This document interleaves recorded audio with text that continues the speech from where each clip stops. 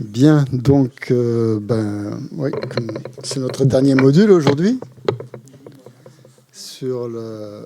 Donc, on a couvert toute la voie bouddhiste, toute la voie commune, ce qu'on appelle la voie commune, et on est arrivé au sommet de la voie, qui est un passage finalement dans un autre style, dans une autre voie, hein, la voie des tantras. Donc, on a suivi exactement le cursus donc de la voie progressive de Tsongkhapa, qui amène justement à la pratique des tantras. Donc ce week-end va être consacré non pas à la pratique des tantras, mais à une introduction à la pratique des tantras.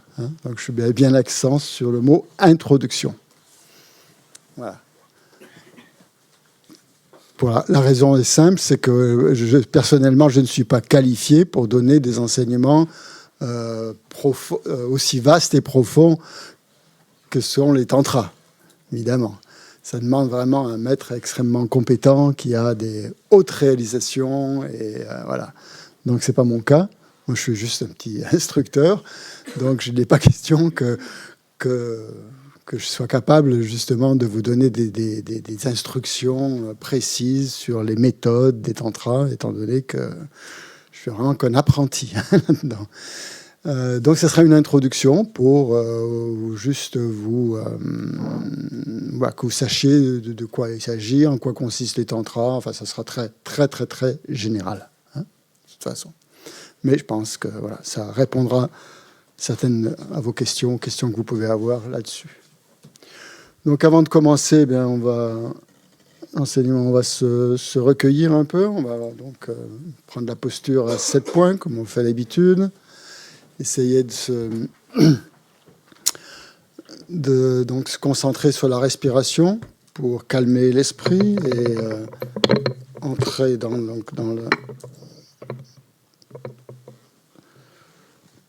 ce week-end donc d'enseignement avec un esprit positif et ouvert. Donc on prend, après avoir pris la posture, donc on se concentre sur la respiration, sur les cycles respiratoires, inspire, expire, soit en les comptant, soit en observant attentivement donc la qualité du souffle, de l'inspiration, de l'expiration, du souffle qui entre et qui sort. Donc on se concentre soit au niveau des narines, soit au niveau de l'abdomen. Et on observe simplement ce mouvement. Donc si jamais vous avez du mal à ressentir la respiration, vous pouvez prendre plusieurs grandes inspires, expires, pour bien sentir ce souffle.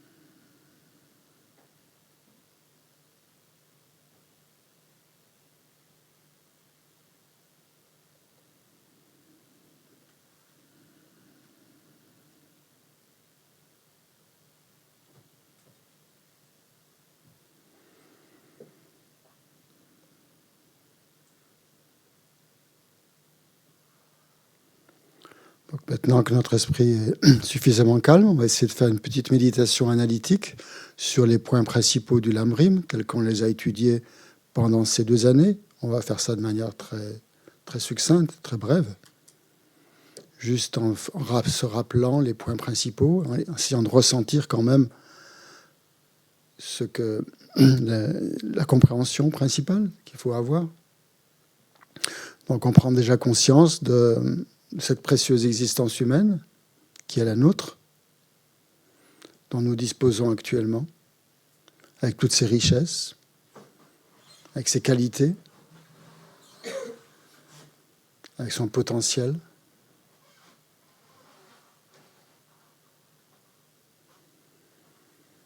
Et on peut se rappeler ce que nous disent les enseignements, que cette précieuse existence humaine, elle est précieuse parce qu'elle est extrêmement difficile à obtenir et qu'on a eu la chance de l'avoir entre nos mains.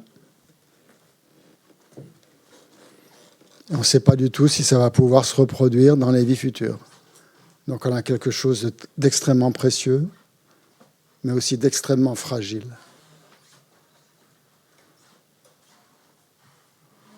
Donc on essaye de prendre conscience de ces deux aspects, le caractère précieux et fragile de cette existence humaine, qui peut s'arrêter à tout instant. Puisque la mort peut arriver aujourd'hui même, dans quelques secondes, on ne sait pas. On n'a aucune certitude sur ce sujet.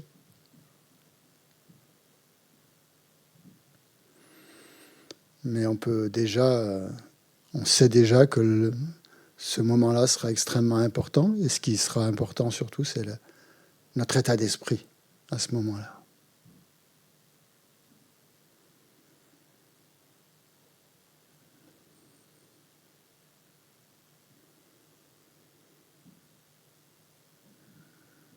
Donc pour cultiver un état d'esprit serein et positif, on se rappelle que après la mort, on ne sait pas du tout dans quel état on va aller.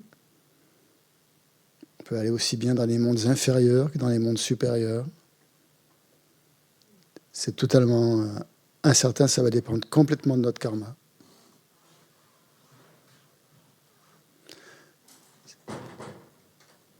Donc si par malheur on tombe dans des états d'existence, on renaît dans des existences inférieures, il y aura évidemment beaucoup de souffrance, beaucoup de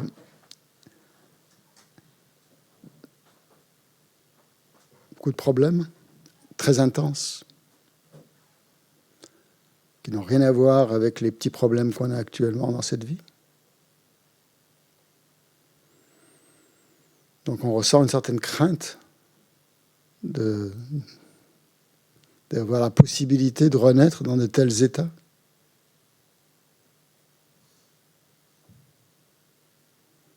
Et pour éliminer cette crainte, on se tourne vers les trois joyaux du refuge. Si on a pris refuge, ou peut-être on aspire à prendre refuge, ou en tout cas on y pense, en se rappelant que ces trois joyaux de refuge, Bouddha, Dharma, Sangha, sont les seuls vraiment qui ont la capacité de nous protéger à tous les niveaux.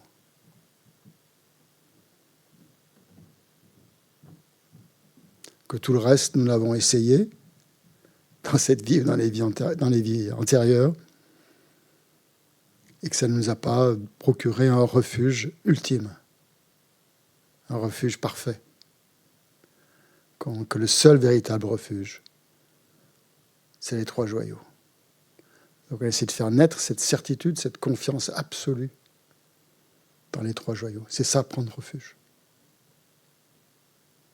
C'est pas juste réciter la prière.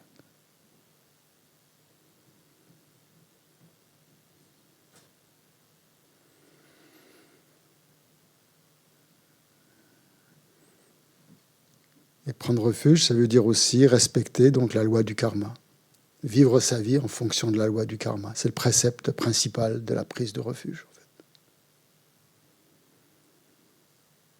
Vivre selon la causalité, en essayant d'éviter toute forme d'action négative et de cultiver toute forme d'action positive. C'est ça qui nous sauvera vraiment.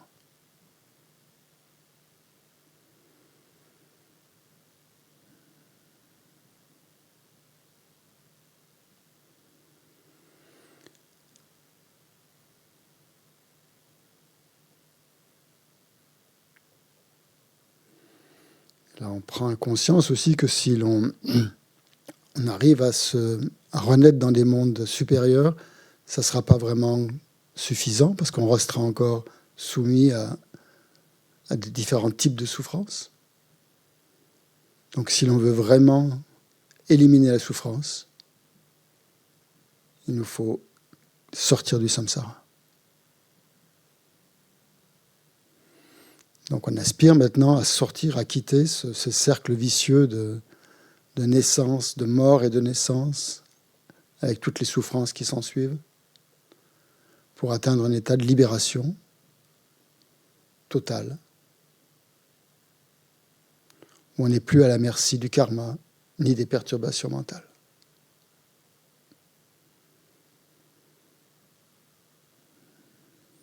Donc on génère cette aspiration du fond du cœur, à vouloir être libéré.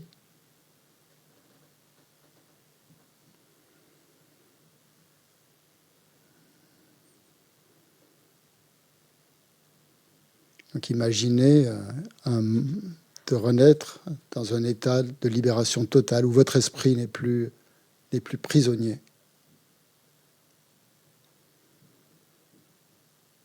Où il y a vraiment ce à quoi on aspire, c'est-à-dire un bonheur durable, constant, sans le moindre problème.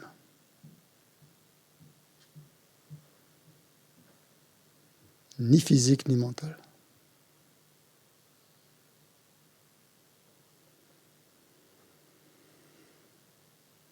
Puis on prend conscience que, bien sûr, c'est super si on renaît dans cet état-là, mais on laisse de côté tous les autres êtres. Cette libération individuelle n'est pas vraiment un but ultime, puisque les autres restent encore prisonniers du samsara. Donc on essaye de développer cette aspiration en se souvenant de la gentillesse, de la bonté, de l'affection des autres pour nous, de tout ce qu'ils ont fait pour nous, que tous nos bonheurs dépendent des autres. Depuis la petite tasse de café qu'on prend le matin, jusqu'au repas de midi, le toit sous lequel on vit, tout ce dont on profite dans la vie actuelle, tout ça, ça vient des autres. Nos vêtements,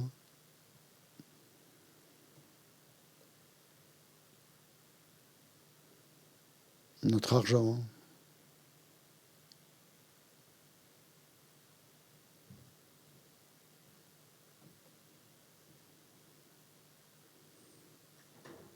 tout dépend des autres.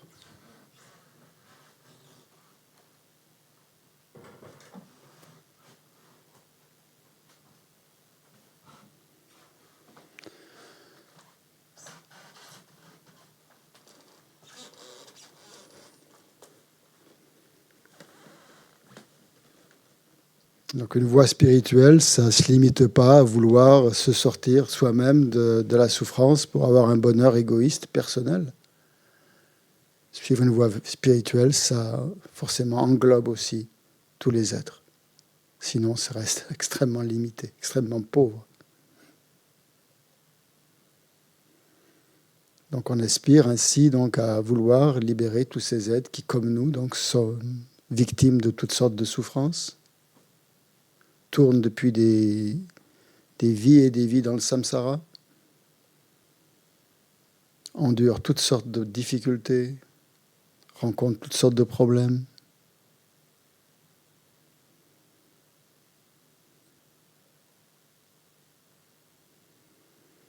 Donc on ressent dans le cœur une compassion très, très forte qui s'élève en nous.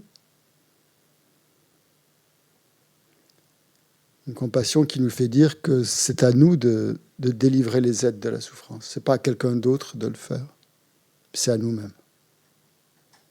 Donc on génère cette attitude de responsabilité, cette bodhicitta, de vouloir atteindre l'éveil pour le bien de tous les êtres, puisque ce sera vraiment avec l'éveil, en étant éveillé, en étant un Bouddha, qu'on sera bénéfique aux autres.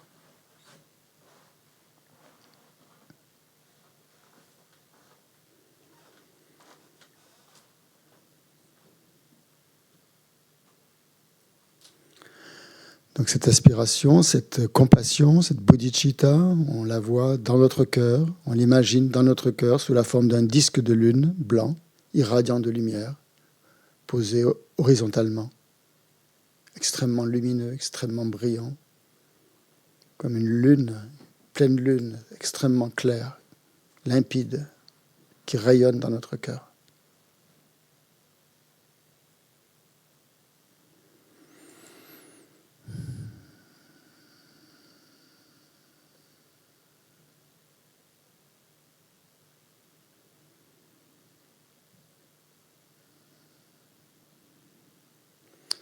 Maintenant, on pense que tous les phénomènes, quels qu'ils soient, tous les phénomènes dépendent les uns des autres, n'existent pas intrinsèquement, sont tous composés de parties, sont composés de toutes sortes de causes et de conditions. Donc ces phénomènes qui nous apparaissent, qui nous semblent exister comme ça d'eux-mêmes, en fait, dépendent d'une multitude de facteurs. Et donc, ils n'existent pas d'eux-mêmes, tels qu'ils nous apparaissent. Mais d'une manière complètement interdépendante. Il n'y a aucun phénomène qu'on puisse trouver avec une nature propre qui soit complètement indépendant d'autres choses. Donc on essaie de se concentrer sur cette nature vide, vide d'existence propre de tous les phénomènes, vide d'existence intrinsèque.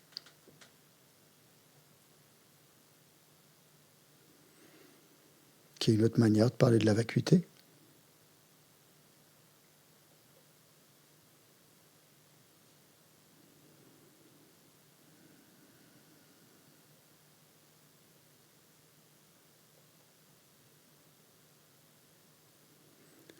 Donc si on essaye de regarder le je, là, le moi, ce moi qui nous apparaît, on voit qu'il est complètement introuvable, qu'on ne le trouve ni dans le corps, ni dans l'esprit.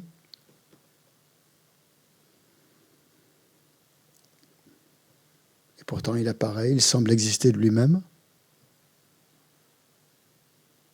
sans dépendre de quoi que ce soit, sans dépendre de notre esprit. Qui lui met une désignation, qui lui attribue toutes sortes de caractéristiques.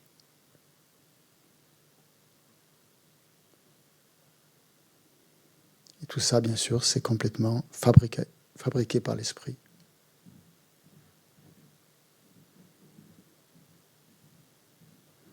Et donc c'est comme ça pour tous les phénomènes. Les phénomènes du samsara, les phénomènes du nirvana. Aucun n'a une existence propre.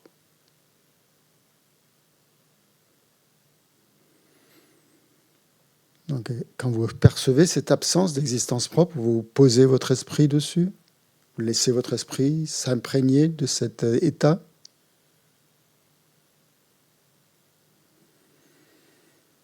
Et vous faites apparaître votre esprit qui apparaît sous la forme d'un vajra blanc posé sur le disque de lune et qui irradie de lumière blanche aussi. Donc ces deux bodhicitta, la bodhicitta relative, la bodhicitta absolue, rayonnent dans votre cœur, éliminent tous vos obstacles, tous vos voiles.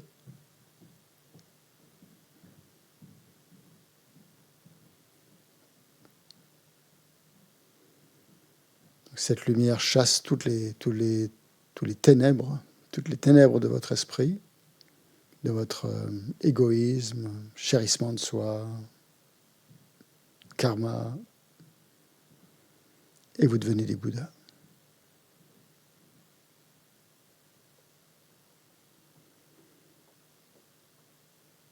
Puis vous imaginez que la lumière irradie au-delà même de votre corps, passe par tous les pores de votre peau. Et cette lumière va dans toutes les directions. À l'extrémité de chaque rayon, il y a un Vajra sur un coussin, et un coussin de lune, posé sur un coussin de lune, qui vont toucher l'ensemble des êtres, purifient, les bénissent,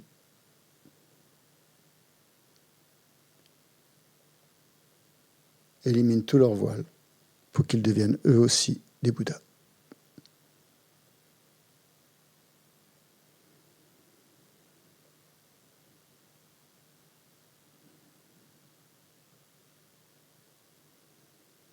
À ce moment-là, vous ressentez une grande joie que tous les êtres et vous-même sommes devenus des Bouddhas.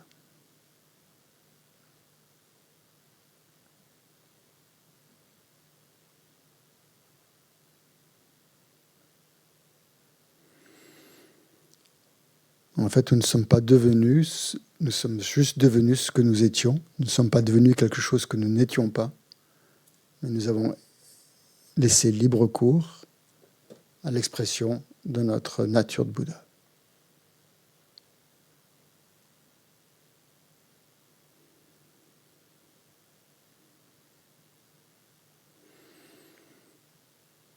Donc pour que cette perception de la nature de Bouddha reste dans notre esprit, on va maintenant donc réciter des prières pour accumuler du mérite et purifier toute forme de négativité en prenant donc le livre doré à la page 73, en visualisant dans l'espace le Bouddha Shakyamuni, qui est donc l'expression, la manifestation donc de l'énergie éveillée de tous les Bouddhas. Page 73.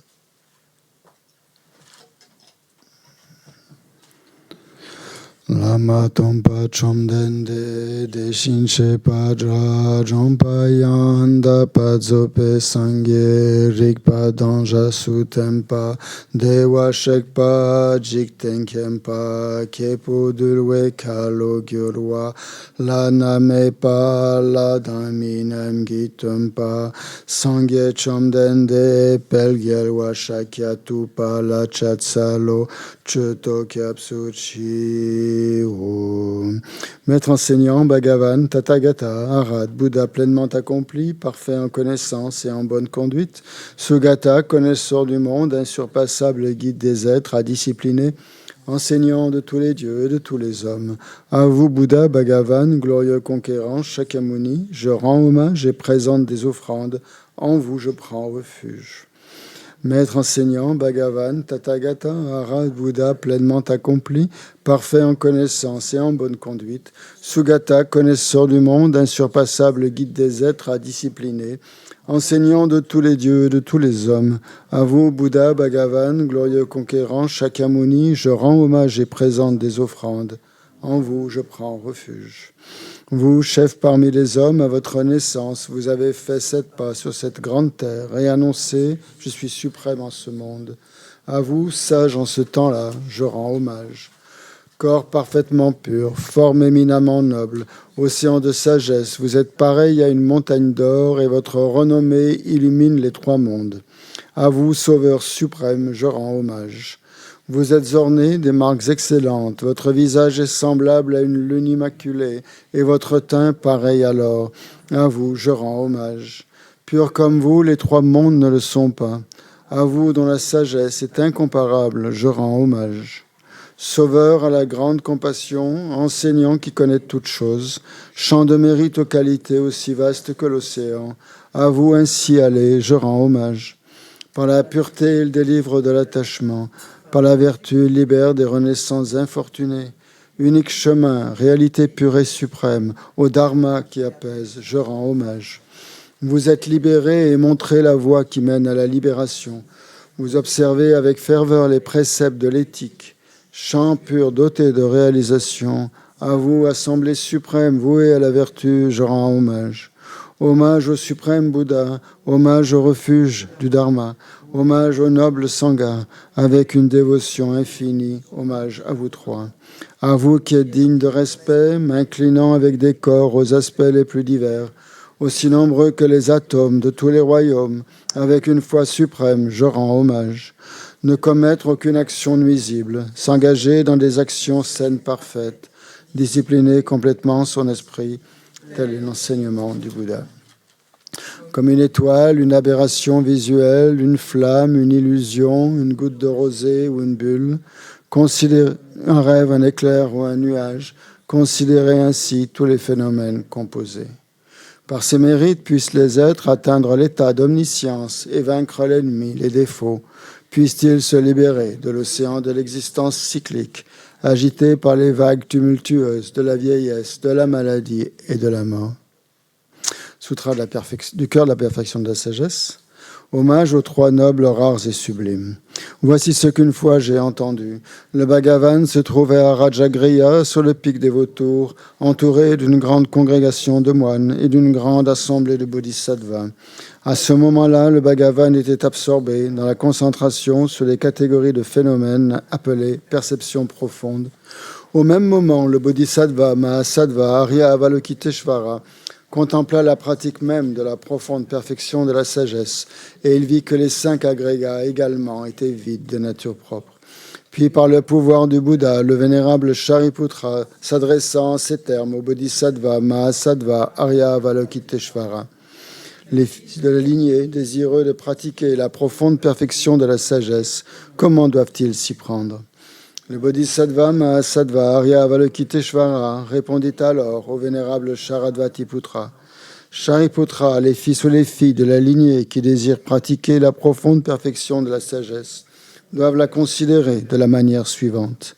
Ils doivent contempler correctement et à maintes reprises le fait que les 5 agrégats, eux aussi, sont vides de nature propre.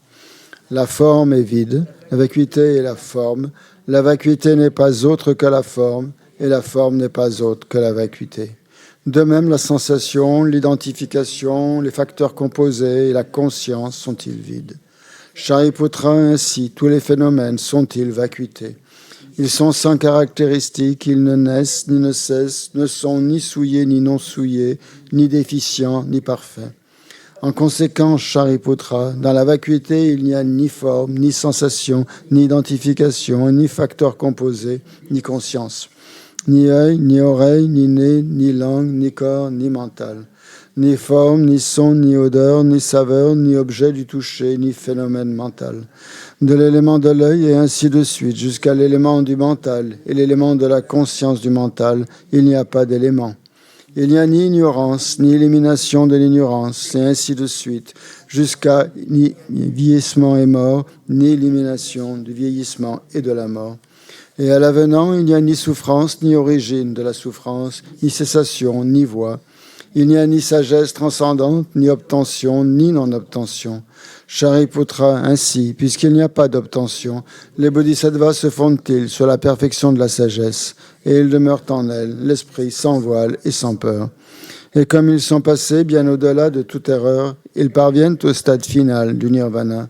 C'est en s'appuyant sur la perfection de la sagesse que tous les Bouddhas des 3 temps, eux aussi, font naître pleinement l'insurpassable éveil parfaitement accompli. Aussi le mantra de la perfection de la sagesse, le mantra de la grande connaissance, le mantra auquel rien n'est supérieur, le mantra égal à l'inégalable, le mantra qui apaise à jamais toute souffrance, doit être reconnu comme véridique, car il ne trompe pas. Et voici le mantra de la perfection de la sagesse. Taryata gate gate paragate parasamgate bodhi soha. Shariputra, c'est ainsi qu'un bodhisattva, Mahasattva, doit s'exercer à la profonde perfection de la sagesse. Puis le Bhagavan, sorti de sa concentration, éloua le bodhisattva, Mahasattva, Arya Avalokiteshvara, en disant « Bien, bien, ô fils de la lignée, il en est ainsi, il en est bien ainsi. C'est exactement, comme tu viens de l'exposer, qu'il convient de pratiquer la profonde perfection de la sagesse. Et les Tathagata eux-mêmes se réjouissent. » Lorsque le Bhagavan eut dit cela, le vénérable Sharadvatiputra, le bodhisattva Mahasattva Arya Avalokiteshvara, entourage au complet, ainsi que le monde des dieux, des hommes, des asuras et des gandharvas, furent remplis de joie et louèrent les paroles du Bhagavan. Prière à Dakini au visage de lion. De la sphère sacrée suprême de Ketchara, vous qui par vos pouvoirs de clairvoyance et d'émanation magique, prenez soin des pratiquants comme une mère de ses enfants, devant l'assemblée des Dakini des 3 endroits, je me prosterne. Akasamara Shasadara Samarayape.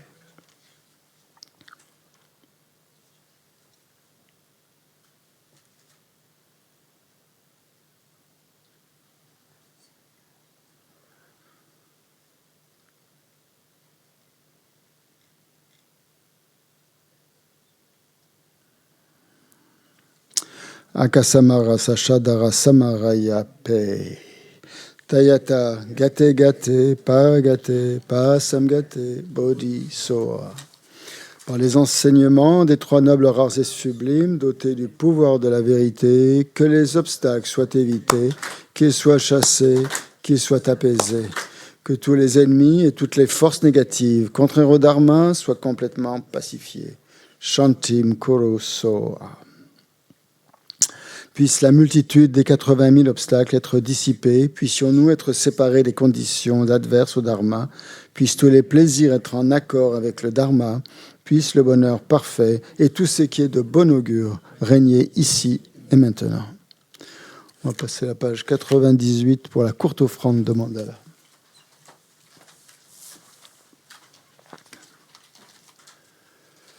Sashipa ki joshim eto charira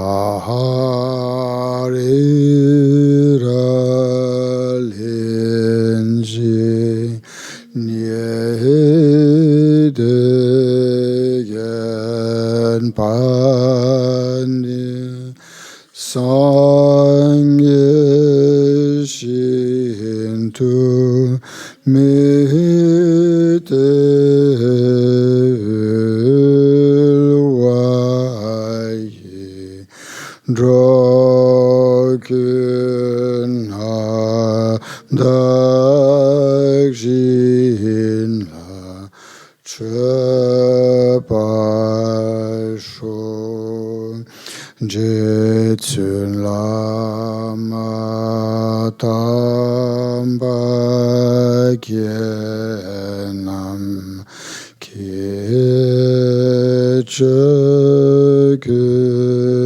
kala kense chujinti chita Sambet Diljetin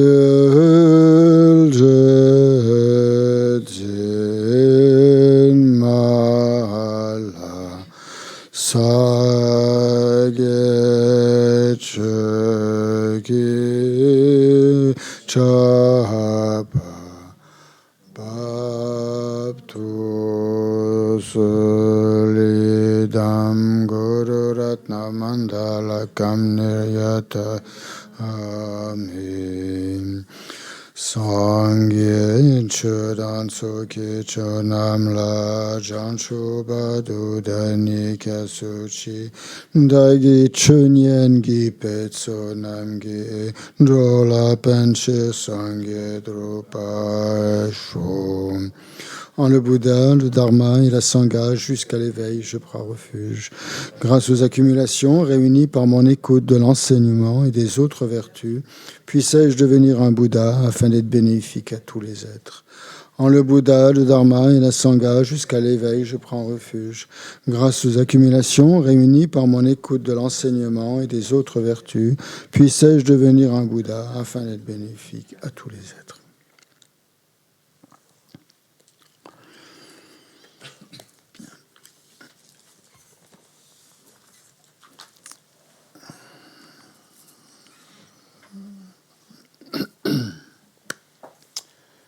Bon. Comment ?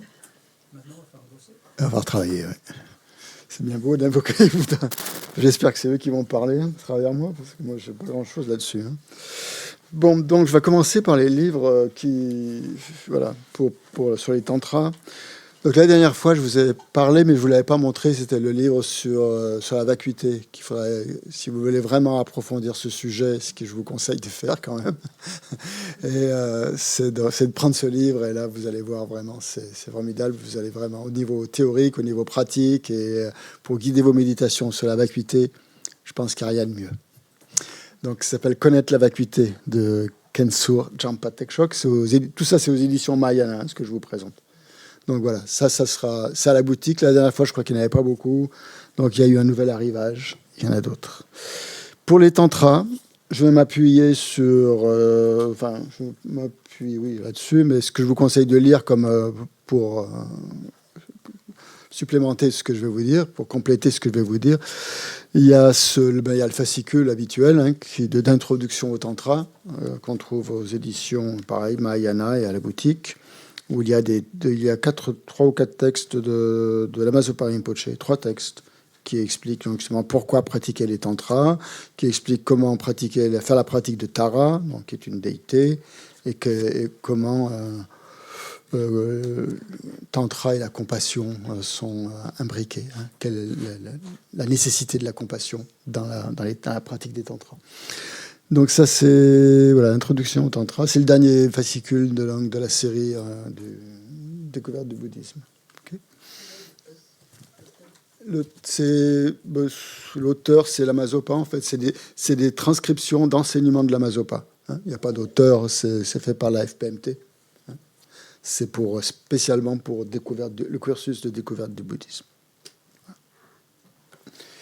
Et l'autre qui est beaucoup plus volumineux, c'est le pouvoir de purification du tantra de Lama Thupten Yeshe, notre maître, Yeshe qui est derrière moi. Donc c'est un texte qui explique essentiellement la pratique de Vajrasattva qu'on fait tous les samedis quand on est ensemble, que vous faites peut-être chez vous aussi dans vos pratiques quotidiennes. Le pouvoir du tantra, le pouvoir de purification du tantra. Donc, ça explique bien sûr la pratique de Vajrasattva, mais aussi ça donne énormément d'informations sur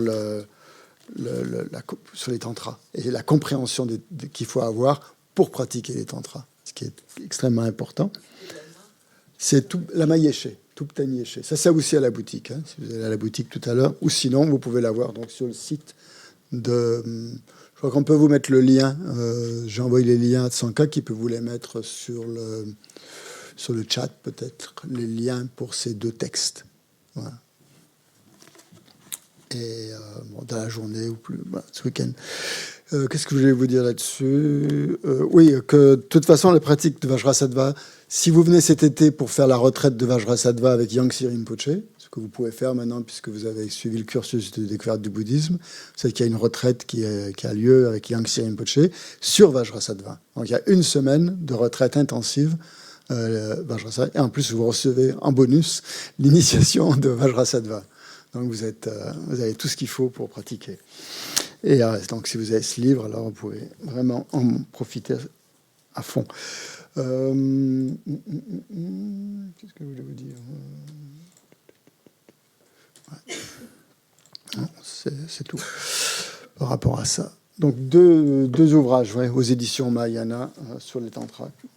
Pour l'instant, donc c'est les ouvrages essentiels qu'on a. Bien sûr, en plus de ça, il y a des petits fascicules pour pratiquer différentes déités, comme Avalokiteshvara, Tara, le Bouddha de médecine, Tara blanche, toutes les déités que vous voyez ici, dans le Manjushri aussi, sur les tankas, il y a des petits fascicules justement pour pratiquer ces déités. Donc en plus de ça, voilà. Bien. Donc bonne lecture. Alors ce week-end, donc on va essayer de donner un petit aperçu de ce que sont les tantras.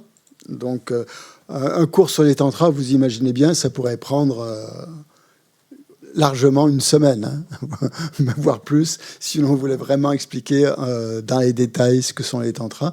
Donc en un week-end, on va juste voir les grandes idées par rapport à tantra et ce qui les différencie des sutras, en quoi c'est utile de pratiquer les tantras et qu'est-ce que ça, quels sont les prérequis, quelles sont les qualités qu'il faut avoir pour pratiquer les tantras, etc.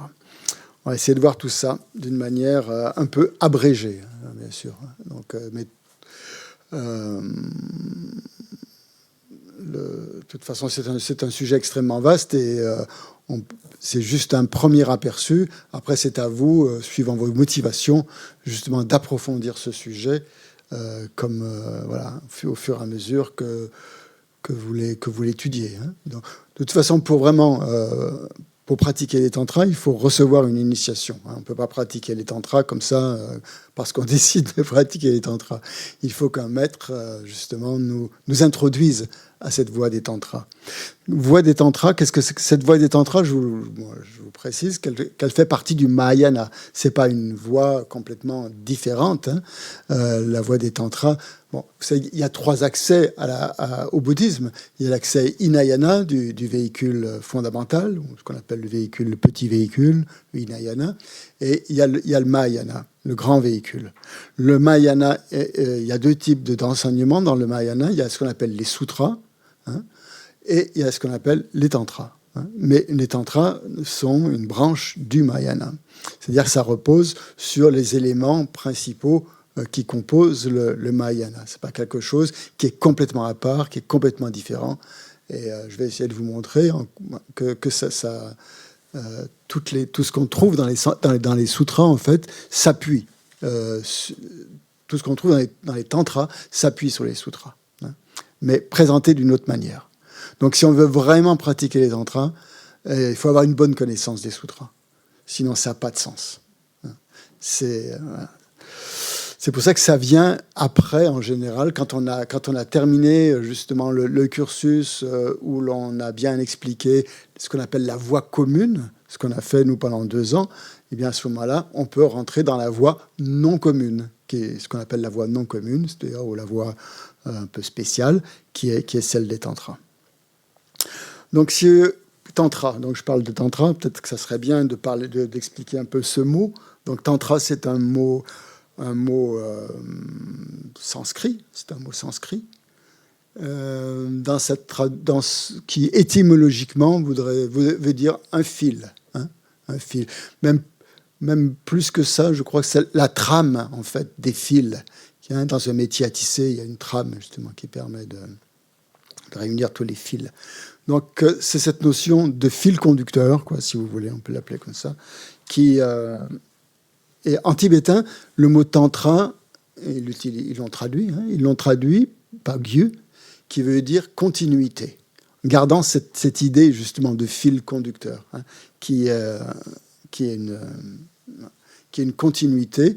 Donc continuité en fait de notre conscience, hein, de la nature aussi de notre esprit, qui est dans cette continuité de l'état ordinaire, on va dire, de ce qu'on est maintenant jusqu'à l'éveil.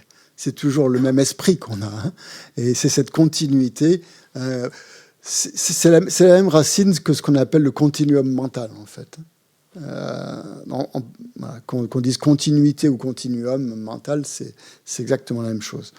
Donc, c'est une continuité. Bon, le terme, maintenant, tantra, en Occident, a été utilisé de plein de manières différentes. C'est un terme qu'on voit souvent dans toutes sortes de magazines qui essayent d'attirer du monde en leur promettant d'améliorer leur vie sexuelle, par exemple, ou leur rapport à la sexualité, ou de pouvoir être mieux à même de combler, de satisfaire leur partenaire. Enfin, il y a plein de publicités, on va dire, pour des cours comme ça qui en quelques semaines ou voire quelques jours pourraient complètement transformer votre vie et vous épanouir complètement en vous promettant donc une nouvelle vie en utilisant d'une manière complètement nouvelle et complètement et beaucoup plus on va dire, riche votre énergie, principalement l'énergie sexuelle. Donc, c'est surtout cet aspect-là qui est mis en évidence en Occident. Et dès qu'on parle de tantra, on a tout de suite des images un peu spéciales qui nous viennent à l'esprit. Voilà. Dans le bouddhisme, le tantra, bien sûr, utilise les énergies, mais toutes les énergies, pas que l'énergie sexuelle. Bien sûr, l'énergie sexuelle en fait partie, mais ça ne se limite pas à cela. Et le problème souvent de ces enseignements ou de ces cours, c'est qu'ils ne font pas forcément référence au bouddhisme. Ils peuvent faire référence à l'hindouisme ou à toutes sortes de sources différentes qui sont certainement valables. Mais l'accent est uniquement mis sur, disons, des techniques ou des méthodes, voilà, qui peuvent marcher ou pas, j'en sais rien. En tout cas, du point de vue bouddhiste, ces méthodes ne restent que des méthodes. Et disons qu'utiliser des énergies toujours avec un esprit on va dire samsarique, entre guillemets, c'est-à-dire avec une grosse saisie mentale de l'existence propre de toutes ces énergies, et avec un gros désir quand même qui est toujours là, ça risque d'être plutôt dangereux si on n'a pas résolu certaines... voilà. Si on n'a pas acquis, disons, certaines notions qui sont fondamentales dans le bouddhisme. Dans le bouddhisme, la pratique des tantras, elle vise pas à épanouir vos énergies sexuelles. Elle vise à atteindre l'éveil. Point final. Ça n'a pas d'autre intérêt que ça. Donc après, les énergies, bien sûr, sont toutes mises en collaboration pour pouvoir atteindre cet état d'éveil. Mais c'est pas axé sur la sexualité ou les choses comme ça. C'est juste des énergies qui vont être utilisées d'une manière plus profonde, ou en donnant accès à certaines énergies dans le seul but d'atteindre l'éveil. Donc la motivation doit être extrêmement claire. Elle ne doit pas être teintée ou mélangée avec des notions, disons, égocentriques de vouloir se développer uniquement soi-même pour voilà, avoir des prouesses dans un domaine ou dans un autre, avoir des pouvoirs, par exemple. Donc, c'est sûr que ces énergies, si on travaille dessus, amènent des pouvoirs. Mais ces pouvoirs, à quoi est-ce qu'ils vont servir ? S'ils servent juste à renforcer notre ego et à devenir, encore vouloir être quelqu'un de supérieur aux autres, ou d'avoir des pouvoirs qui vous distinguent des autres, c'est complètement à côté par rapport au bouddhisme. Le bouddhisme, c'est justement éliminer tout ça, éliminer toute forme de saisie personnelle d'un ego, et de vouloir donner à cet ego des pouvoirs qu'il va utiliser pour encore renforcer sa puissance. Donc ça, c'est la motivation qu'il faut avoir dans que demande le bouddhisme, justement, c'est d'avoir déjà certains préliminaires pour pouvoir pratiquer les tantras. On ne pratique pas les tantras sans avoir éliminé certaines choses, en tout cas, ou sans avoir certains préliminaires. Donc, on parle de préliminaires communs et de préliminaires non communs. Préliminaires non communs, je ne sais pas si j'aurai le temps d'en parler, mais en tout cas, pour ce qui est des préliminaires communs, les préliminaires communs à la pratique des tantras, c'est en fait ce qu'on appelle les 3 principes de la voie, c'est-à-dire le renoncement, la bodhicitta et la sagesse qui réalise la vacuité. Ça va être les 3 bases qui vont permettre à la pratique des tantras d'être vraiment efficace et de mener à ce but, au but ultime de l'éveil. Si on n'a pas ces 3 fondements dans la pratique des tantras n'est pas une pratique des tantras. En tout cas, pas bouddhiste, en tout cas. Ce ne sera pas une pratique des tantras bouddhistes, ce sera autre chose, en tout cas. Pour vraiment que la pratique des tantras donc, soit une pratique bouddhiste, il faut qu'elle s'appuie sur ce fondement d'une manière très solide. Donc, on en a parlé de ça. On a même lu une prière la dernière fois qui s'appelle les 3 principaux aspects de la voie, donc de Tsongkhapa. Donc, mais bon, ces 3 termes, dans les tantras, vont avoir une connotation un peu spéciale. Et Lama Yeshe a bien expliqué ça dans ses divers enseignements. Et justement, qu'est-ce qu'il faut entendre par renoncement, par bodhicitta et par la sagesse par rapport au tantra, justement. Donc, il les a redéfinis. Lama Yeshe a redéfini ces termes dans un ouvrage qui n'existe plus en français pour l'instant, qui n'a pas été retraduit, qu'il faudrait revoir, qui s'appelle L'espace du Tantra, et sur lequel je me suis appuyé aussi pour cette présentation. Donc le premier, il leur donne des noms différents, en fait. Au lieu de les appeler renoncement, bodhicitta et sagesse de la vacuité, il utilise d'autres termes. Donc pour renoncement, il utilise le terme émergence. L'émergence. On va voir ce que ça veut dire. Et pour la bodhicitta, il utilise le terme ouverture. Et pour la vacuité, il utilise le terme dissolution. Dissolution. Donc ça, ces 3 termes, pour renoncement, bodhicitta et sagesse, ces 3 termes, donc émergence, ouverture, dissolution, sont une manière très propre, très personnelle à Lama Yeshe d'expliquer les tantras. Voilà. Et de donner aux 3 principaux aspects de la voie, ces 3 principes, une coloration, on pourrait dire, tantrique. Voilà. Donc on va voir un petit peu ce que ça veut dire.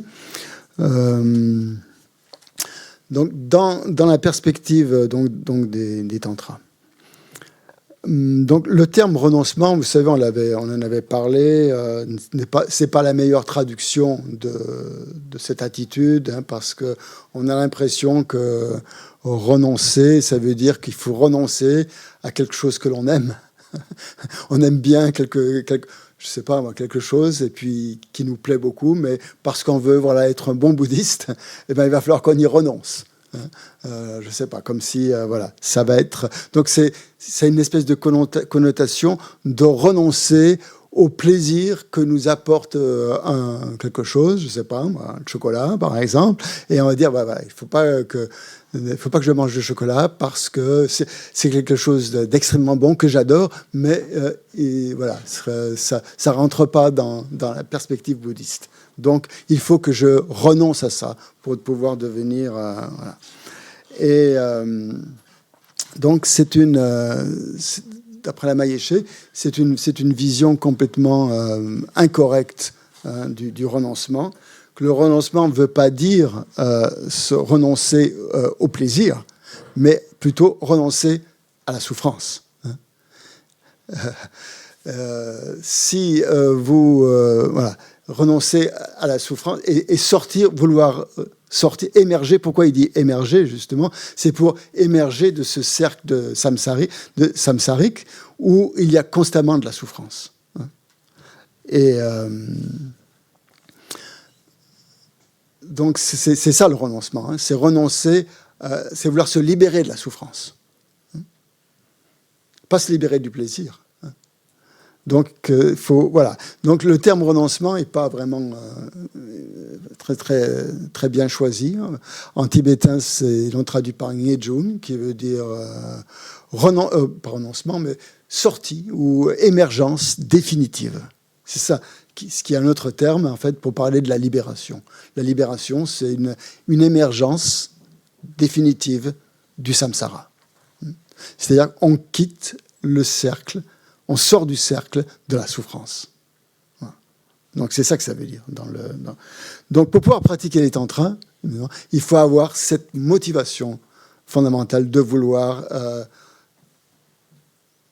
sortir de la souffrance, éliminer la souffrance. déjà pour soi. Hein. Ça commence comme ça, déjà. Hein. Et bon, et si on prend l'exemple du Bouddha, en fait, on peut prendre l'exemple du Bouddha. C'est un peu ça qu'il nous a montré, le Bouddha. Quand il a comment sa quête spirituelle, d'où elle vient du Bouddha.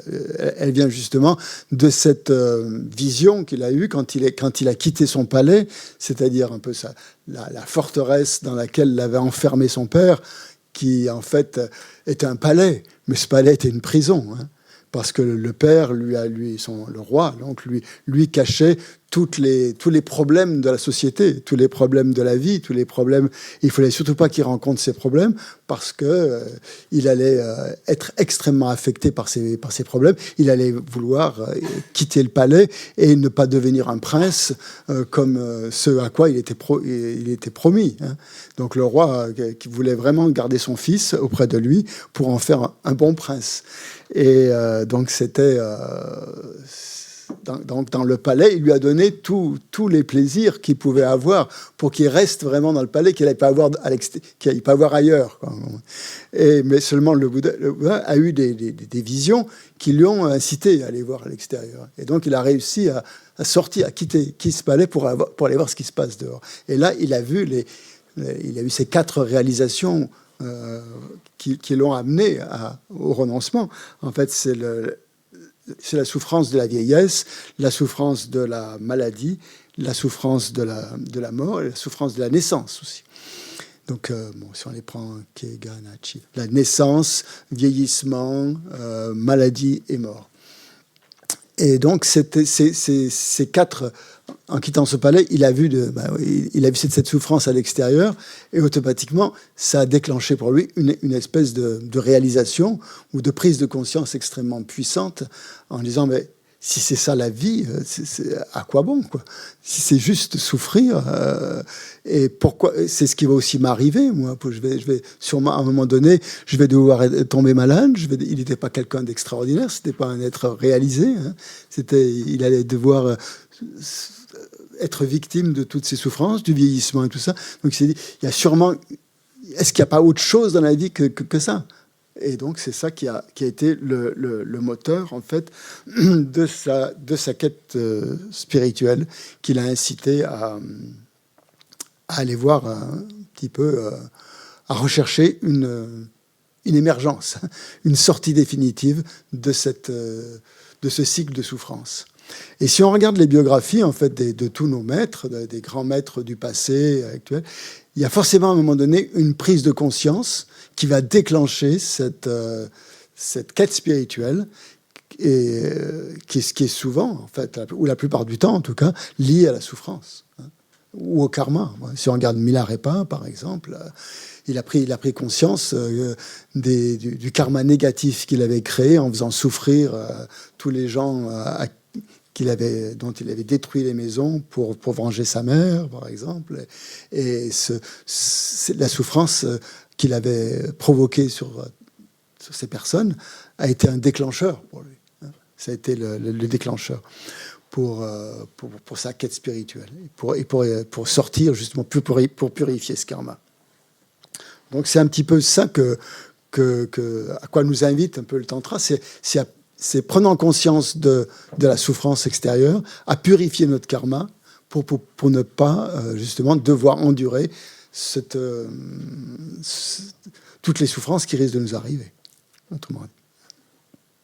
Donc c'est une manière de comment dire de nous éclairer en fait sur la voie à suivre. C'est-à-dire qu'en fait, tant qu'on reste dans une zone de confort, finalement, eh bien, on s'accommode plus ou moins à la souffrance. Il y en a un petit peu, il y en a parfois beaucoup, puis parfois il n'y en a pas. Notre vie, comme ça, a toutes sortes d'événements qui sont parfois agréables, parfois désagréables. Mais au fond, si l'on regarde bien, et ça, c'est le discours des 4 nobles vérités, hein, la première étant la vérité de la souffrance, c'est de nous encourager à prendre conscience de cette souffrance. Hein. Et donc, la voie des tantras aussi, comme toute voie, elle prend sa racine dans les 4 nobles vérités, hein, forcément. Hein, dans cette vérité de la souffrance. C'est-à-dire à arrêter de s'illusionner en pensant que nous vivons dans un palais, quoi, finalement. Que le samsara est un palais, hein, comme le Bouddha qui croyait que le palais était le monde, était véritablement le monde. Donc nous, c'est un petit peu ça qu'on crée, en fait. On prend le samsara pour un espèce un jardin, un palais où tout va bien, où on essaye de faire en sorte que tout aille bien. Et l'attitude bouddhiste, c'est de nous montrer justement que c'est pas un palais, mais que c'est une prison de laquelle il faut sortir. Donc les tantras doivent s'appuyer sur cette constatation, donc, que la souffrance est omniprésente, hein, dans le samsara, et nous donner vouloir s'en libérer, déclencher cette aspiration à vouloir s'en libérer. Et c'est à ce moment-là que la quête spirituelle va commencer, à partir du moment où l'on désire se libérer du samsara. Tant qu'on n'a pas ce désir de libération, il n'y a pas vraiment de quête spirituelle. Ça peut rester. Qu'est-ce que c'est à ce moment-là? C'est juste se satisfaire en fait de ce que l'on a et même essayer d'améliorer ce que l'on a plutôt que d'avoir une révolution totale, c'est-à-dire de changer complètement de plan de réalité. Donc c'est ça qui est. C'est ça qui va être le moteur de la pratique spirituelle et bien sûr de celle des tantras, c'est-à-dire d'arrêter de s'illusionner, d'arrêter d'oublier ou de vouloir oublier la souffrance, mais vraiment de regarder que cette souffrance est omniprésente et de prendre la décision définitive. C'est pour ça qu'il y a ce terme de émergence définitive dans le terme, de vouloir quitter le samsara. Donc c'est le premier point, donc, sur lequel va reposer la pratique des tantras, c'est ce désir, oui, ou cette aspiration, ce désir positif, disons, à vouloir sortir du samsara, hein, à vouloir. Et c'est une décision, hein, qu'on doit prendre. Hein. Si on n'a pas cette décision, c'est pas une voie bouddhiste. Hein. Sinon, qu'est-ce qui se passe? On continue à alimenter le désir. Et dans la voie bouddhiste, le désir, c'est ce qu'a dit le Bouddha dans son enseignement, c'est de l'eau salée. Hein. C'est-à-dire, normalement, on boit de l'eau pour se désaltérer, hein, mais si cette eau elle est salée, on va toujours avoir soif. Hein. Donc, si on pratique les tantras sans cette aspiration à quitter le samsara, eh bien, ce qu'on va faire, on va continuer à entretenir le désir, un désir personnel, un désir de vouloir rester, enfin de jouir de tous les plaisirs que l'on veut, et ça va entretenir ça va être comme de l'eau salée, dans laquelle on va avoir toujours de plus en plus soif. Donc, c'est une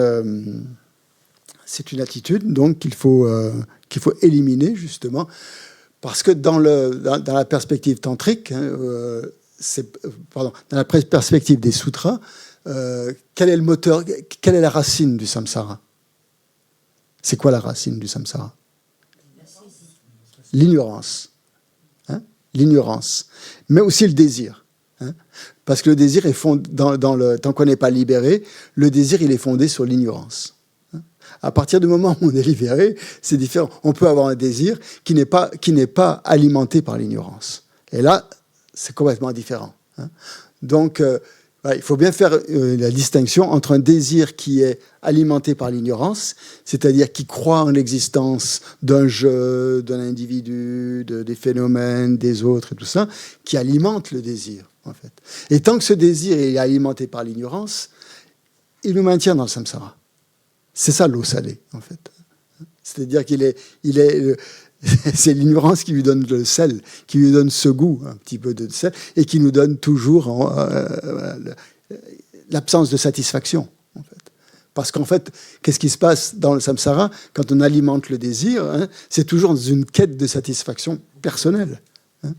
Et cette satisfaction, puisqu'elle est basée sur l'ignorance, elle n'est jamais assouvie. Elle ne peut jamais être assouvie, puisqu'il y a l'ignorance qui est à la base.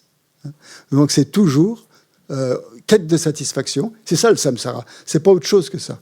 C'est une quête de satisfaction personnelle dans laquelle on crée sans cesse les causes de la souffrance parce qu'on veut satisfaire un ego qui a besoin de toutes sortes de choses pour être mieux.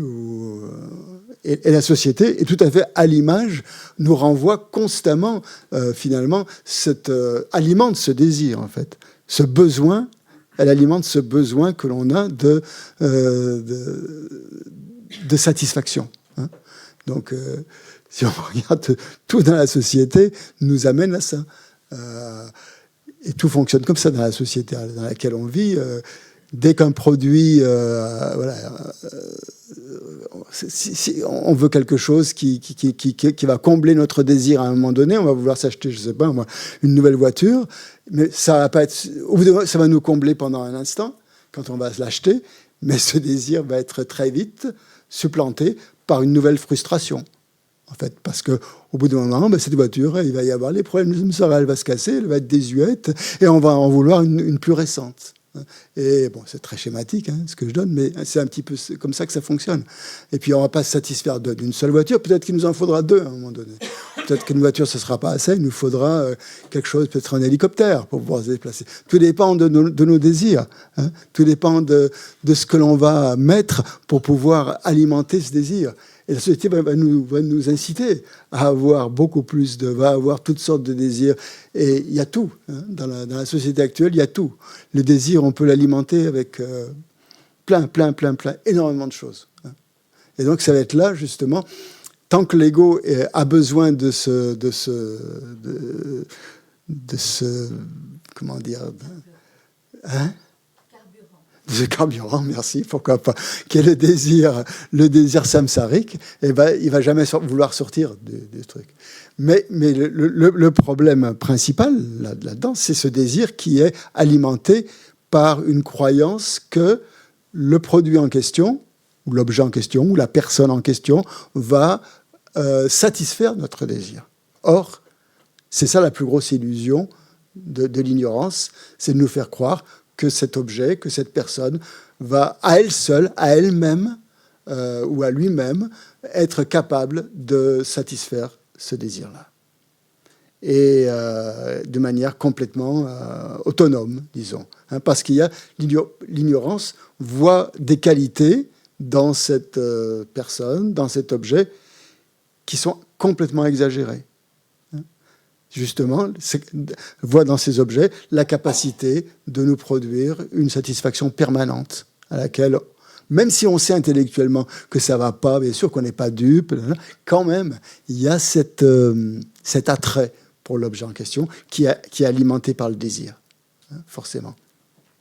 Et tant qu'on est émergence définitive, ça veut dire justement quitter abandonner cette ignorance qui nous fait croire que tous nos désirs peuvent être assouvis et nous faire sortir justement de ce cycle où l'on est complètement toujours nourri par de nouveaux désirs. Donc si la pratique des tantras ne pourra pas être vraiment une pratique complète si à la base il y a cette soif de désir et qui reste toujours inassouvie. Et donc on va... la Mayeshe dit quelque chose d'assez intéressant, je trouve. C'est, par exemple, le désir, il est tellement... comment dire, il est tellement fort que même si l'on obtient l'objet de notre désir, l'objet que l'on a désiré, cet objet va... Quand on aspire à avoir quelque chose, il y a deux possibilités. Soit on l'obtient, soit on ne l'obtient pas. Que ce soit une personne, que ce soit un objet, que ce soit n'importe quoi. Si c'est exacerbé par le désir, soit on va réussir à l'avoir, soit on va pas réussir. Dans les deux cas, on est frustré, dit la Mayeshe. Parce que si l'on obtient ça va pas rester tel quel. Ça va se transformer. puisque toutes les choses se transforment d'instant en instant, on va se rendre compte que cette chose-là, cette personne n'est pas capable de tous les espoirs qu'on mettait en cet objet ou en cette personne sont complètement irréels, et notre perception de la personne ou de l'objet va changer. Et au moment une personne qu'on a adorée, ben, peut-être ça peut devenir un ennemi. Ça arrive. Donc, même si on obtient cet objet ou cette personne, ça ne va pas nous procurer une satisfaction totale, bien sûr. Et si on ne l'obtient pas, ça va continuer à alimenter la frustration. Donc, dans les deux cas, puis, si notre désir est alimenté par l'ignorance, il y aura forcément frustration. Donc, c'est une manière donc, de nous amener à prendre conscience, justement, du rôle que joue le désir dans notre vie. Et donc, ce qui va amener le renoncement, c'est pas donc forcément le désir, c'est de voir la souffrance que provoque un désir qui est constamment répété.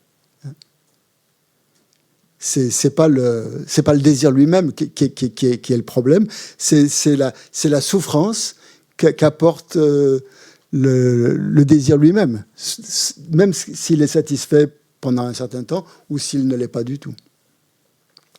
Et comme exemple personnel, par exemple, on va prendre l'exemple du chocolat. Hein. Vous savez tous que j'adore le chocolat. Hein. En général, hein, mais que le chocolat me donne mal à la tête, évidemment. Et que bon, c'est un exemple que j'utilise souvent, mais pour moi, il est extrêmement parlant. Que chaque fois que je mange du chocolat, j'ai mal à la tête. Pourquoi je mange du chocolat ? Ben parce que quand je vois un morceau de chocolat, j'ai l'impression que le chocolat, il me dit « Viens, mange-moi, mange-moi ». Et puis tu vas voir comme c'est bon, ce goût sur ta langue et tout ça qui fond. Hein, et là, ça va te provoquer une sensation extrêmement agréable et tout. Et super, vas-y, allez. Et bien sûr, je succombe au désir. Et je prends le chocolat, et bien sûr, je savoure ce chocolat. Et quelques heures après, maximum le lendemain, mais souvent quelques heures après, je commence à avoir mal à la tête. Et donc, ça veut dire qu'il y a un lien de causalité quand même qui est établi entre le fait de manger du chocolat et le mal de tête. Hein. N'importe quel médecin pourrait me le dire. Je ne suis pas un médecin. Je peux le voir tout de suite qu'il y a un effet de causalité entre le chocolat et le mal de tête. J'adore le chocolat, je déteste avoir mal à la tête. Donc, dans un cas, mon désir me provoque, dans ce cas, me provoque de la souffrance. Pourquoi ? Je ne sais pas, parce qu'il est basé sur une avidité, il est fondé sur un... Ben, je ne sais pas, il y a quelque chose dans mon alchimie personnelle qui fait que lorsque je mange du chocolat, ça se transforme en mal de tête, parce qu'il y a certainement un attachement. Le problème, il est là. Il y a un attachement. S'il n'y a pas d'attachement, peut-être je n'aurais pas mal à la tête, je ne sais pas, peut-être. Mais comme il y a l'attachement, ça déclenche forcément, pour moi, un mal de tête. Donc, si je ne veux pas avoir mal à la tête, qu'est-ce qu'il faut que je fasse ? Pas manger de chocolat. Si je renonce au chocolat, ce n'est pas parce que j'aime pas le chocolat. Ce n'est pas parce que le chocolat ne m'amène pas de plaisir. C'est parce qu'il m'amène de la souffrance. Vous voyez, la démarche du renoncement, elle est là. Elle est de voir... à partir de voir la souffrance que ça produit, et à partir du moment où l'on voit cette souffrance, de désirer de dire non, j'en veux pas de cette souffrance, j'en veux pas, et donc vous arrêtez le produit. Ça va être un premier temps. Mais après, ce qui est important de faire, c'est de transformer, hein, ou d'arrêter, ou de transformer, je sais pas, cet attachement qu'on a. Hein, parce que la véritable source du problème, c'est l'attachement. C'est pas le désir lui-même, c'est le désir fondé sur l'attachement. Donc, si on pratique les dantras avec ce gros désir fondé sur l'attachement, vous pouvez être sûr que vous allez avoir mal à la tête. Vous allez avoir un gros mal de tête. Vous pouvez avoir essayé toutes les méthodes que vous voulez, que vous trouvez dans les magazines des tantras, sur les tantras. Si ces tantras et si ça s'appuie sur ce désir alimenté par l'attachement, et vice versa, eh bien, forcément, ça va amener de la souffrance. Donc, dans un premier temps, c'est voir justement en quoi le désir peut être une source de souffrance s'il est alimenté par l'attachement, qui est comme de l'eau salée, qui sans arrêt donc nous amène. L'attachement nous fait croire que ce plaisir va être un moment extraordinaire. Et ben non, ça se transforme en quelque chose qui n'est pas du tout extraordinaire. Donc tout est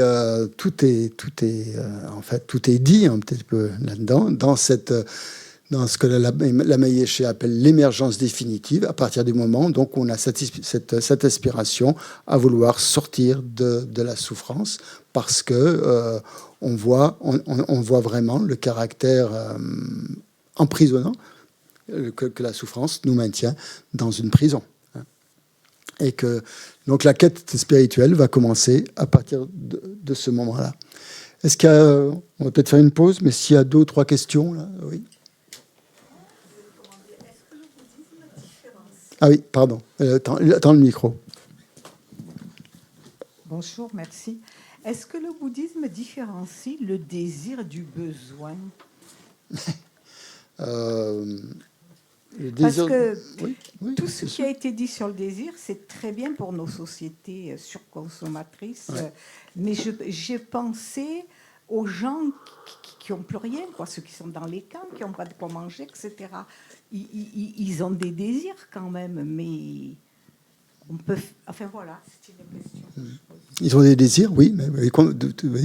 Mais et alors, c'est le même que le nôtre, hein. C'est la survie. Non, mais... Il y a un désir de luxe que nous avons, nous. Oui, mais est-ce que ce désir n'est pas fondé sur une survie pour nous aussi ? Non.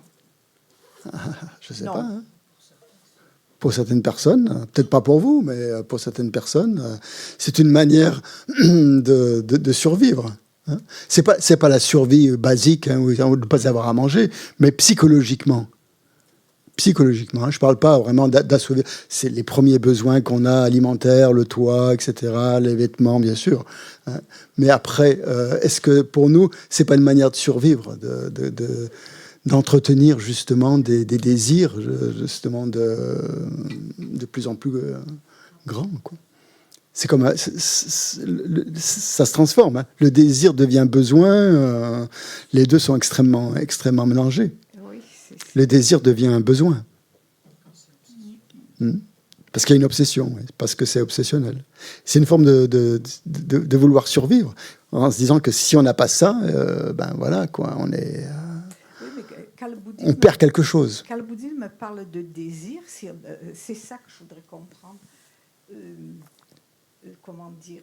Est-ce que c'est tout désir ou est-ce que c'est quelque chose dont on peut se passer ? Oui, on aura toujours des désirs. Non, hein ? Donc, objectivement, on peut se passer. C'est-à-dire, à la limite, il faut se nourrir pour ne pas mourir de faim ou de soif, mais il y a se nourrir et se nourrir. Il y a boire et boire. Exactement. Voilà, c'est ça que j'aimerais. Je ne sais pas si ça a été traité, si on en a parlé. C'est ce que dit la Mayeshe. Si le fait de boire certaines de boissons ne vous provoque pas de souffrance, allez-y. Pourquoi pas, hein ? Le problème est dans la souffrance. Hein ? C'est tout. Donc après, c'est pas regarder les autres, c'est regarder soi. Hein ? Ce qui est important là, c'est regarder à partir du moment où un désir naît en nous. Si ce désir est assouvi ou s'il n'est pas assouvi, voir comment on se situe par rapport au désir. C'est ça qu'il faut voir. C'est pas parler du désir en général, c'est pas ça. C'est regarder en soi. C'est ça que nous amène le désir. Comment nous est-ce que l'on vit ce désir ? Moi, je vais vous donner l'exemple personnel du chocolat. Vous en avez peut-être certainement d'autres aussi. Regardez ce qui se passe.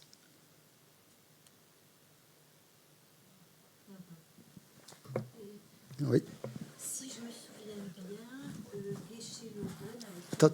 bien, attendez le micro. Il ne faut pas être trop pressé pour poser la question, parce que les autres ne vous entendent pas. Geshe Lodun avait fait une présentation de ce qu'il fallait des fondamentaux pour suivre un enseignement bouddhiste. Et alors, il disait être dans un pays tempéré, où, il est relativement facile de vivre, avoir autour de soi des enseignements, savoir que l'enseignement bouddhiste était passé. Enfin, il y avait quand même des choses essentielles qui rejoignent ce que dit Madame, des besoins élémentaires. Être dans un lieu paisible, où il n'y a pas un bruit effrayant, où il n'y a pas des bombardements. Oui. Ça, c'est ce qu'on appelle la précieuse renaissance humaine. C'est ce qui va nous permettre de pouvoir pratiquer le bouddhisme. Voilà. Là, on est tous d'accord avec ça. Si on n'a pas de précieuse renaissance humaine, on ne va pas pouvoir vraiment pratiquer. C'est ça qui naît. Cette précieuse renaissance humaine, c'est la base. Elle comprend finalement ce que disait Madame, les besoins fondamentaux. Très bien, c'est ça. Voilà. Oui. Ils sont couverts dans la précieuse existence humaine, les besoins fondamentaux. On a la chance d'avoir nos besoins fondamentaux couverts grâce à cette précieuse existence humaine. Voilà. C'est ça, tout à fait ça. Oui. Mais là, on parle de quelque chose de plus profond que ça. Hein. On parle justement du désir. Hein. C'est autre chose. Et du renoncement, surtout, qui est le moteur, le carburant, comme vous disiez très bien, pour pouvoir nous faire avancer sur la voie. Si on n'a pas ce renoncement, la voie spirituelle n'a pas commencé. N'a pas commencé. Parce qu'on est dans la force du samsara qui alimente le désir. Et notre esprit, le samsara n'est pas un lieu extérieur, hein, vous êtes bien d'accord, hein, vous avez bien compris. C'est l'esprit qui est dans l'ignorance. Et le désir est alimenté par l'ignorance. Et est-ce que d'une manière un peu plus positive pour aller dans le sens de Lama Geshe, quand il dit émergence, est-ce que simplement reconnaître qu'on a une précieuse existence humaine avec tous les éléments qu'avait donné Geshe Loden, c'est pas suffisant pour se dire j'ai pas besoin de tout ça par rapport au désir, etc. J'ai les fondamentaux. Et attention, qu'est-ce que j'ai dit? Renoncement, ça ne veut pas dire renoncer à la richesse. Si vous êtes riche, c'est que vous avez pratiqué dans les vies antérieures, vous avez pratiqué la générosité, votre karma positif vous a apporté beaucoup de richesses peut-être dans cette vie. Ça ne veut pas dire que tout ça, ça vaut rien, qu'il faut abandonner tout ça, partir dans une grotte et puis aller, voilà. C'est pas ça le renoncement. C'est pas renoncer à toutes les richesses que l'on a. Si l'on bénéficie d'une bonne vie parce que voilà, on a eu un bon retour karmique, et qu'il faille y renoncer pour pouvoir vivre sans rien. Ça marche pas. Mais on n'est pas obligé d'être attaché à ces richesses-là. Renoncer, c'est pas abandonner, ça veut pas dire parce qu'on la pratique spirituelle, elle commence pas en se dépouillant de tout. C'est une mauvaise image. Pour pratiquer les tantras, il ne faut pas avoir cette impression qu'il faut se dépouiller de tout et partir sur les routes ou partir, je ne sais pas, vivre comme un mendiant et tout ça. Non, j'ai bien compris. Et justement, ça veut dire se détacher de cette... si on n'est pas attaché à cette richesse, tout va bien, pas de problème.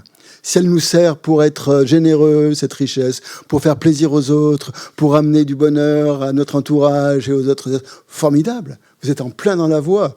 C'est génial. Profitez de cette richesse. Donnez-la, utilisez-la pour faire des dons dans des associations caritatives. Faites tout ce que vous pouvez pour utiliser cette richesse. C'est la meilleure des choses. Et voilà, on n'est pas dans le besoin, justement, grâce à ça, et parce qu'on est dans une société suffisamment riche, on a beaucoup de richesses, utilisons-les. Hein. Si on garde tout ça dans son compte en banque, tout ça autour de nous, on n'est pas dans une voie spirituelle. Hein. On est dans une voie, on maintient tout ça, on est dans la peur, quoi, en quelque sorte. Hein. Donc, ça commence... Peut-être que pour Siddhartha, à l'époque du Bouddha, c'était partir la quête d'un maître spirituel pour pouvoir trouver, parce que dans son palais, il n'allait pas trouver les éléments, il n'avait pas les éléments qu'il lui fallait pour une quête spirituelle. Donc il a dû quitter son palais. Mais le palais, c'est quoi? C'est notre ego, en fait, en quelque sorte. Et notre ego, il ne nous nourrit pas, il ne nous donne pas les arguments. Il fait semblant de nous donner des arguments spirituels pour dire, oh, mais en fait, non. Il nous maintient encore dans une espèce de forteresse intérieure dans laquelle on n'a pas trop envie de bouger, parce qu'on a peur. Parce qu'on a peur de devoir ne plus rien avoir. Donc il y a quand même un truc de survie, comme on disait, de penser que l'on va, en restant dans cette forteresse égotique, on va survivre. Mais ça, c'est le samsara. Ça, c'est le samsara à fond. Voilà. Oui, il y a une... Christian, oui. Christian. Oui, vas-y. Bonjour, c'est Yael. J'ai une petite info pour les maux de tête, pour le chocolat. C'est un acide aminé, c'est la tyramine qui provoque... Non, mais moi j'ai trouvé mieux, moi. C'est pas manger de chocolat. Non, mais c'est la dose qui fait le poison, et tout. C'est le même acide aminé que dans le vin blanc. C'est ça qui provoque des maux de tête. Ah, la tyramine. La tyramine. Voilà. Donc c'est mon ennemi, alors. Non, vous êtes prédisposé, c'est tout. Prédisposé. Contrairement à une autre personne. Ouais. D'accord. Voilà. Donc, pas abuser du chocolat. Pas abuser de chocolat. Voilà. Voilà, je vais le donner, je vais l'offrir. Peut-être maintenant, je vais offrir du chocolat. Mais c'est ce que je fais d'ailleurs, mais bon. Pas assez, apparemment. Isabelle? Oui, bonjour Christian. C'est Isabelle? Oui. Oui, bonjour Christian. Bonjour. Je réfléchissais à ces trois principes de la voie, là, émergence, ouverture, dissolution. Ça a l'air d'être une pratique très ascétique. Non, justement. Non, justement, c'est pour contrer l'aspect ascétique. Le renoncement donne a vraiment des connotations ascétiques. Et la Mayeché veut nous montrer justement qu'il ne faut pas le voir comme ça, comme un ascétisme forcené, en se dépouillant de tout. Mais émergence veut dire vouloir volontairement quitter cet attachement au samsara. Se débarrasser de cet attachement. Si c'est très compliqué, c'est réservé à des initiés quand même? Non, c'est pas quoi. Qu'est-ce qui est réservé à des initiés? Quoi? Le renoncement total au plaisir du samsara, c'est compliqué. C'est peut-être pas donné à tout le monde. C'est pas donné à tout le monde, mais c'est une aspiration à ne plus se laisser duper par nos désirs. C'est tout. C'est ça, l'émergence. C'est vouloir sortir du samsara parce qu'on voit les côtés désagréables, on va dire, pervers du désir s'il est alimenté par l'ignorance. Tant qu'il est alimenté par l'ignorance. Donc c'est en fait se méfier de nos propres désirs, voir à quel point nos désirs nous maintiennent dans le samsara. C'est pas réservé à des initiés, tout le monde est capable de le voir, ça, de voir comment les désirs, si on les laisse, si on leur donne libre cours, ils nous maintiennent dans des états de souffrance. L'exemple du chocolat, par exemple. Si on le laisse, si je mange autant de chocolat que je veux, que j'aurais envie, je reste dans cet état. Donc le renoncement, c'est juste une attitude mentale de vouloir se distancier des causes de la souffrance. Ce sont des attitudes mentales, c'est pas une pratique particulière. Non, c'est pas une pratique, c'est une attitude mentale, exactement. Ouais. C'est un état d'esprit qui comprend, basé sur la compréhension, que le désir, alimenté par l'ignorance, amène de la souffrance. Voilà. C'est ça le renoncement. Et de dire non, ok. À partir du moment où vous renoncez à quelque chose qui vous fait souffrir, vous êtes dans le renoncement. Merci Christian. Et la Mayechi ne dit pas de renoncer à ce qui ne vous fait pas souffrir. Elle ne dit pas de renoncer à vos richesses s'il ne vous fait pas souffrir, mais de renoncer à ce qui vous emprisonne dans le samsara. Et c'est ça qu'il faut regarder. Maintenant, après, au bout de 2 ans de découverte du bouddhisme, vous avez bien compris que tout se passait dans l'esprit, en fait. Quand il y a, vous avez suffisamment maintenant, je pense, de perception intérieure pour voir justement comment fonctionne votre esprit. Oui, mais comme tu disais au tout début que dans le monde occidental, les tantras, on assimile à des pratiques, pas physiques ou quoi que ce soit, mais à des pratiques, je pensais que c'était d'abord des pratiques et ensuite Non. l'esprit. Non. Pour pouvoir pratiquer les tantras, justement, ce que j'essaie de vous montrer, c'est qu'il faut avoir l'état d'esprit. Il y a un état d'esprit qui convient. Hein, voilà. Si on pratique les tantras en voulant avec beaucoup de désir, ça ne marchera pas. Hein, c'est-à-dire du désir ignorance. Hein. Je ne parle pas de... Voilà, si vous êtes libéré du désir, de l'attachement, peut-être ça ira très bien. Mais tant qu'on est prisonnier du samsara, il y a ce désir. Merci. Voilà. On fait une petite pause, parce qu'il est 11h30. Et puis on reprendra 20 minutes de pause. On reprend à moins 10. Donc voilà, si vous pouvez sonner le gong à moins quart, ce sera parfait.